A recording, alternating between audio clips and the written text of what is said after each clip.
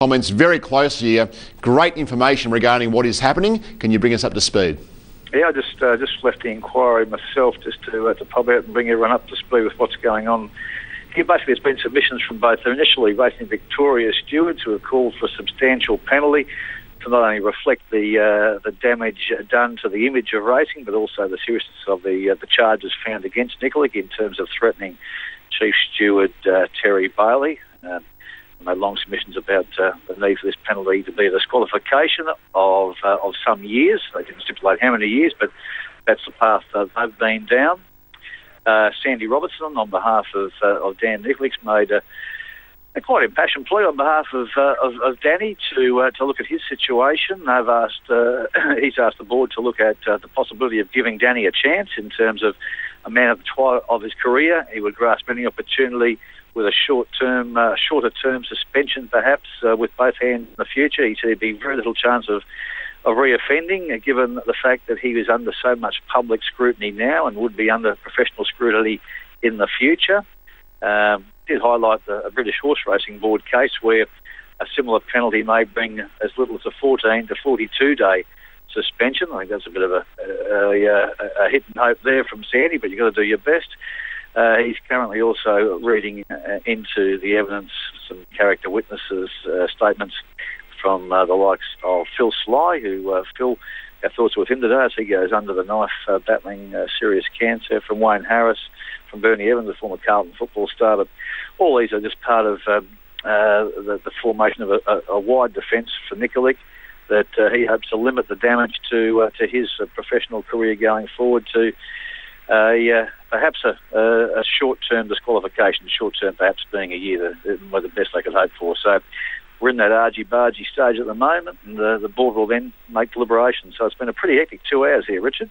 First point that Sandy Robertson made, because it was a point well highlighted by Racing Victoria. In fact, all parties have just left the room now as we speak, Richard. So, yeah, the matter of remorse and contrition was raised certainly by RVL stewards, and there was the opening remark by Sandy Robertson in terms of he feels no reason to show any remorse because he does not believe any of the comments made are in fact true and valid.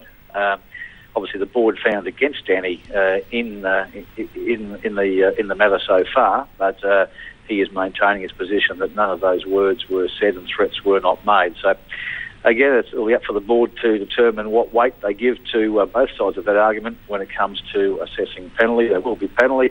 Will it be the substantial penalty RVL wants? Will it be a disqualification of 2 years plus? Or will it be a lighter suspension, which Nikolic is seeking on the grounds of give this bloke a chance through his counsel? I doubt that's going to be the case. I think we're certainly looking at a penalty in terms of years, not months, and in terms of disqualification, not suspension.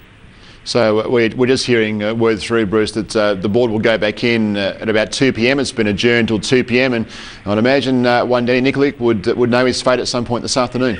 Well, he will, in terms of this one. Now, he's got the opportunity to go to VCAT. Now, there's also currently a stand-down order for Nikolic, which is basically in the ether. He's stood down from riding indefinitely by RVL stewards. There was also a point raised and discussed that if the board finds it in terms of disqualification, would that penalty still be imposed, given the fact that if he appeals to VCAT and gets a stay of proceedings, he would be able to ride in the meantime. Now, RVL is seeking some legal advice on that before a final decision is reached on behalf of the stewards. But it's a quite an important one in terms of the fact that stewards don't believe they can work safely, OH&S termed, with Nikolic under any working conditions.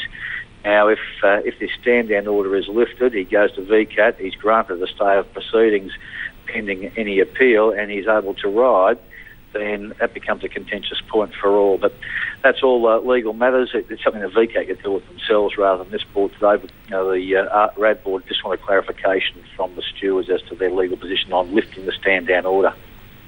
Bruce, you know, from a character point of view, we've had character witnesses coming forward, but does he appear rattled in these hearings at all? Is he seen to be taking it in his stride and that kind of thing?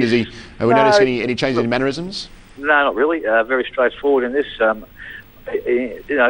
Perhaps Danny's demeanour has probably been something which hasn't helped him. He appears to be quite an aloof person. I don't find him that way personally, but it's not for me to be judging on this, of course. But in the matter of this hearing, he has maintained a very straightforward demeanour, maintaining his defence and innocence in relation to the matters. He honestly believes what he says is a bit of the truth, just as much as the stewards believe what they've said is a case of what actually happened on September 4 at Seymour when he was stood down. I think Danny's basically, and not reading between the lines here, I think basically he understands he'll cop a severe suspension. He's looking to the next phase of any legal proceedings, which would be VCAT, as to any opportunity for him to go on. Obviously, it's a huge financial impost to him based on the legal costs that he's has to cover. As his counsel, Sandy Robertson, said, he's missed the spring. If he could ride tomorrow, he'd have no rides, apart from perhaps Mosheen. That's the nature of what's gone on.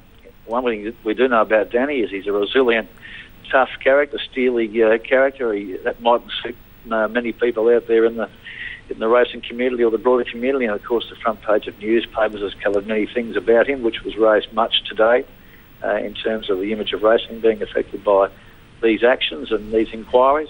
Look, as we know now, we'll know more at 2 o'clock this afternoon. And let's just wait and see what proceeds from then on. It's certainly not the last we've heard of Danny Nikolic. Yeah, and I think if you're a follower of Twitter, please follow Adrian Dunn, because he's putting some great comments out there on Twitter as far as what's happening, and in layman's terms that we can all understand. So a big hats off to Adrian for covering it in this manner, Bruce. For sure, and you can also read it on